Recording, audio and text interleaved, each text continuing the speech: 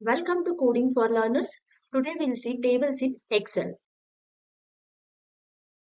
So in the previous video we have seen the cell referencing and today we are going to see the tables. So tables in Excel. So Excel table that is going to command to convert the list of data into a named Excel table where you'll be having the header in the data like sorting, filtering or to help organize and view the data. So there are two ways where you will be able to convert the data into a table. That one I'll show in the video. So after converting that, so you can change the name of the table anytime and the style however you want.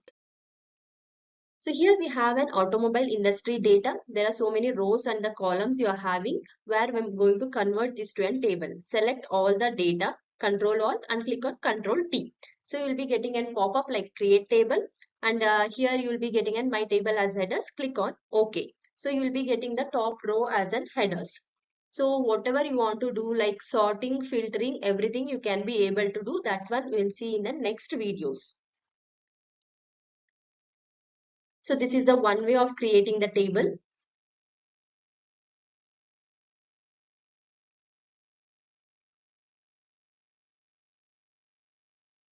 Another way we have like select all, go to the insert tab at the top and there will be a table option, click on that. Same pop-up you will be getting, click on OK.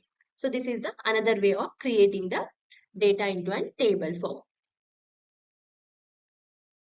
If you don't want, we can see that how we can be able to convert it back, just Control Z, or if you want to do like some operations you have done means, so if you're having a table, go to the table design at the top, then there will be an option like convert to range and click on the pop-up like OK. So you will be converting back to a normal data.